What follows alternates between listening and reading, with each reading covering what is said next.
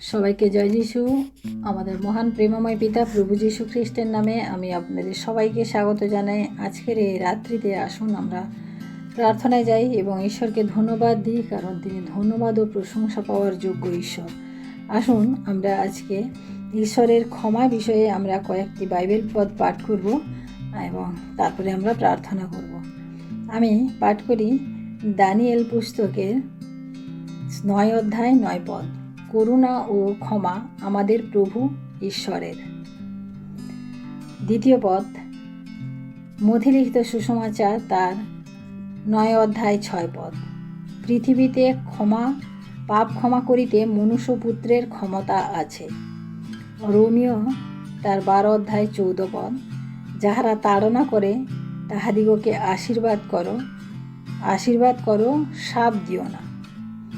রোমীয় 12 অধ্যায় 21 পদ। তুমি মন্দের দ্বারা পরাজিত হইও না, কিন্তু উত্তমের দ্বারা মন্দকে পরাজিত করো। রোমীয় 12 অধ্যায় 17 পদ।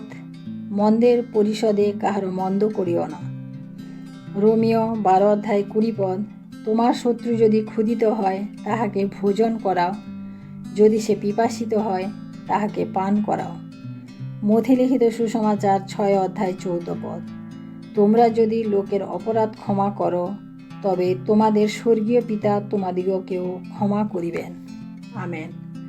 আমরা প্রথম পদ দেখলাম যে দানিয়েল ভাববাদীর পুস্তকে তার 9 অধ্যায় 9 পদ।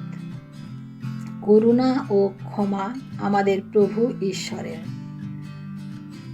আমরা দেখি যে করুণা, মানুষকে করুণা করতে পারে না, কেবলমাত্র ঈশ্বর করুণা করেছেন, দয়া করেছেন বলে আমরা আজকে এই জগতে। তাই এই দুটি জিনিস ঈশ্বরের কাছ থেকেই আসে। আমরা যদি মনে করি যে না, আমরা কাউকে দয়া করলাম বা কারোর প্রতি করুণা করলাম বা ক্ষমা করলাম, এটা কিন্তু ঠিক হয় না। কারণ ঈশ্বর যদি আমাদিগকে সেই শক্তি, সেই জ্ঞান যদি না দেন, তাহলে কিন্তু আমরা সেটা করতে পারি না। কাউকে ক্ষমা করা, কাউকে করুণা করা, এটা মানব জীবনের সহজ ব্যাপার নয়, কারণ আমরা পারি না। এবং এই জিনিসটা, ক্ষমা করার যে শক্তিটা, সেটা যদি আমরা অর্জন করতে পারি, সেটা কেবল প্রভু যীশু হতেই হয়, প্রভু ঈশ্বর হতেই হয়। তাই করুণা ও ক্ষমা সর্বদাই আমাদেরকে মনে রাখতে হবে, এটা ঈশ্বরের একটা আশীর্বাদ। দ্বিতীয়ত আমরা দেখি যে পৃথিবীতে পাপ ক্ষমা করিতে মনুষ্যপুত্রের ক্ষমতা আছে। অর্থাৎ আমরা দেখি যে আমাদের আমাদের যে অপরাধ তার এত বেশি হয়ে গেছিল যে ঈশ্বর বাধ্য হয়ে তার আপন পুত্র, একজাত পুত্র, প্রিয় পুত্র প্রভু যিশুকে এই জগতে পাঠিয়েছিলেন, যাতে আমরা সেই পাপ থেকে ক্ষমা পাই এবং আমরা মুক্তি পাই। তার জন্য তার সেই প্রিয় পুত্রকে আমরা দেখি যে তিনি ক্রুশারোপিত হয়েছিলেন এবং তার রক্ত দিয়ে আমাদের পাপকে ক্ষমা করে গেছেন। তাই মনুষ্যপুত্র অর্থাৎ প্রভু যিশুরই কেবলমাত্র ক্ষমা আছে, যে ক্ষমতা রয়েছে যে তিনি আমাদিগকে ক্ষমা করতে পারেন। অন্য কেউ আমাদিগকে কিন্তু ক্ষমা করে না, অন্য কেউ কিন্তু আমাদিগকে বলেও না যে ক্ষমা করার কথা, সবাই বলে প্রতিশোধ নেওয়ার কথা। রোমীয় তার 12 অধ্যায় 14 পদ যখন আমরা পাঠ করি, যাহারা তাড়না করে তাহাদিগকে আশীর্বাদ করো, শাপ দিও না। এই দৃষ্টান্ত আমাদের ঈশ্বর আমাদিগকে শিখিয়েছেন। আমরা যারা তাড়না করে, যারা আমাদের বিরুদ্ধাচরণ করে, তাদেরকে তিনি বলেছেন কি, তাদেরকে তুমি আশীর্বাদ করো, শাপ দিও না। এ আবার কীরকম কথা?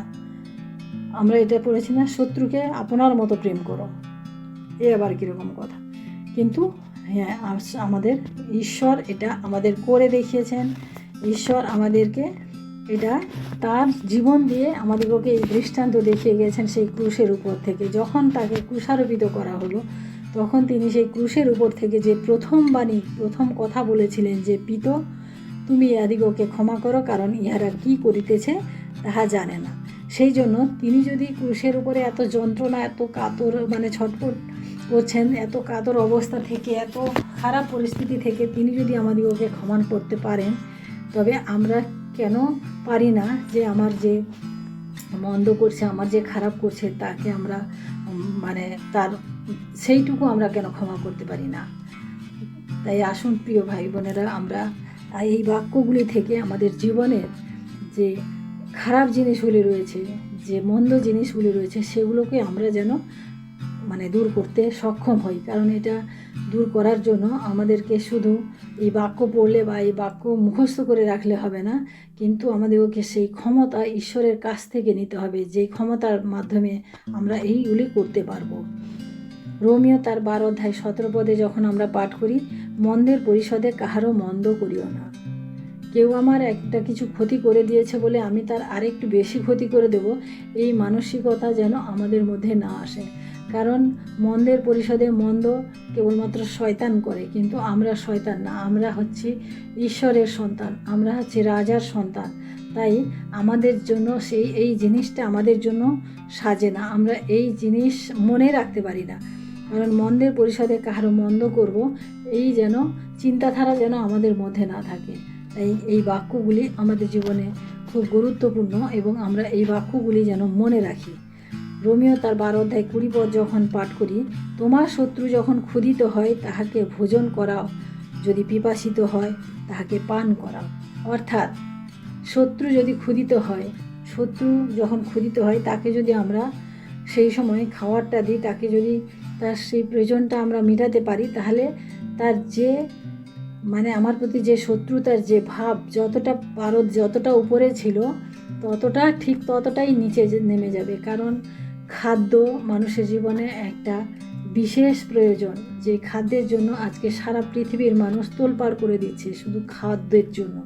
সেই খাদ্য যদি কেউ পেয়ে যায়, সেই সময় যে তাকে দেবে তাকে কিন্তু সে শত্রু হিসাবে দেখবে না, সে তার মিত্র হিসাবে দেবে, কারণ তার জীবনের জন্য যে সে খাদ্য আমরা যোগান করেছি। তাই বাস্তবিক এখানে যে বাক্য আমরা পড়ি, যে শত্রু যদি ক্ষুধিত হয় তাহাকে ভোজন করাও, যদি সে পিপাসিত হয় তাকে পান করাও। কারণ খাদ্য খাওয়ার পরে আমাদের যে ইন্দ্রিয়গুলি যেগুলো খুব আলোড়ন সৃষ্টি করে দেয়, সেই ইন্দ্রিয়গুলি দমন হয়, আমাদের শান্ত হয়, আমাদের মনকে তা শান্ত রাখে। মধ্যলিখিত সুষমাতা 14:6 যখন আমরা পাঠ করি, তোমরা যদি লোকের অপরাধ ক্ষমা করো, তবে তোমাদের স্বর্গীয় পিতা তোমাদিগকে ক্ষমা করিবেন। অর্থাৎ ঈশ্বর আমাদিগকে তখনই ক্ষমা করবেন যখন আমরা অন্যের অপরাধ ক্ষমা করতে পারবো। আমরা দেখেছি না যে সেই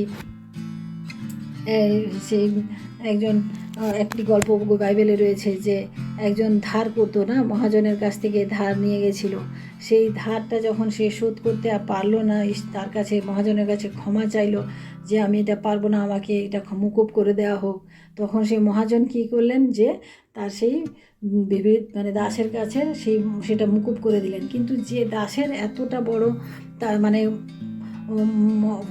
ঋণ তিনি মুকুব করলেন, সে দাস কী করলো, তার কিঞ্চিত তার 100 ভাগের 25 ভাগ যে অন্য কেউ তার নিচে যে ছিল, সে তার কাছ থেকে ঋণ নিয়েছিল, তাকে তিনি কী করলেন, যে তাকে তিনি তার ঋণ শোধ না করতে পারার জন্য তাকে তিনি কারাগারে নিক্ষিপ্ত করলেন। তখন আমরা কি দেখি, যে সেই মহাজন বললেন, এই দুষ্ট দাসকে ধরে নিয়ে এসো এবং অন্ধ কারাগারে রাখো। এইভাবে আমাদের ঈশ্বরের কাছেও তাই, আমরা যদি অন্যের অপরাধ না ক্ষমা করি, আমাদের অপরাধ কিন্তু আমরা যতই আমরা ক্ষমা প্রার্থী হই না কেন, যতই আমরা চাই না কেন, আমরা কিন্তু কোনোভাবে সেই ক্ষমা আমরা পাওয়ার যোগ্য থাকব না। তাই প্রিয় ভাই বোনেরা, আমরা এই যে বাক্য কয়টি আজকে আমরা পাঠ করলাম, আমরা যেন এই বাক্য মনে রেখে আমরা ঈশ্বরের কাছে আমাদের নিজেদের জীবনকে আমরা চালাতে পারি, বা নিজেদের জীবনে এই বাক্যগুলি আমরা ব্যবহার করতে পারি। তাই আসুন আমরা প্রার্থনা করি এবং ঈশ্বরকে ধন্যবাদ দিই। ধন্যবাদ ধন্যবাদ ধন্যবাদ মহান প্রেমময় পিতা, তোমার মহান নামের ধন্যবাদ প্রশংসা করি প্রভু। আজকের এই রাত্রিতে প্রভু গো, তোমার এই সুন্দর বাক্যের মধ্য দিয়ে প্রভু আমরা তোমার কাছে উপস্থিত হতে পেরেছি প্রভু, তাই তোমাকে ধন্যবাদ দিই পিতা। সারাটা দিন তুমি আমাদের সঙ্গে ছিলে, আশীর্বাদ করেছো এবং আমাদেরকে সুন্দরভাবে নিয়ে এসেছো, আমাদের সমস্ত অমঙ্গল থেকে তুমি রক্ষা করেছো প্রভু, তুমি ধন্যবাদ দিই পিতা। আমাদের সমস্ত প্রয়োজন তুমি মিটিয়েছো প্রভু, তাই তোমাকে ধন্যবাদ দিই পিতা। তোমার মহান অনুগ্রহের দ্বারা প্রভু আজকেও আমরা প্রভু সুন্দরভাবে বেঁচে আছি, সুন্দরভাবে শ্বাস প্রশ্বাস নিতে পারছি এবং আমাদের সমস্ত প্রয়োজন আমরা মেটাতে পেরেছি প্রভু, তাই তোমাকে ধন্যবাদ দিই পিতা।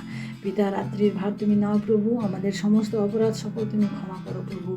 শত্রুর হাত থেকে আমাদেরকে, শয়তানের হাত থেকে তুমি আমাদেরকে রক্ষা করো প্রভু। আমাদের জীবন দ্বারা তুমি তোমার গৌরব এবং মহিমা নাও প্রভু। রাত্রিতে প্রভু সমস্ত অঘটন থেকে তুমি আমাদেরকে সুরক্ষা করো। আগামী দিন তুমি আমাদেরকে দেখে দাও। সমস্ত মহিমা গৌরব প্রশংসা তোমাকে দিয়ে এই বিনতি প্রার্থনা চাই আমাদের মুক্তিদাতা ত্রাণকর্তা প্রভু যীশু খ্রিস্ট তোমারই নামে, আমেন। সবাইকে জয় যীশু। সবাই ভালো থাকবেন, সুস্থ থাকবেন। আজকে রাত্রি সবার শুভ হোক। জয় যীশু।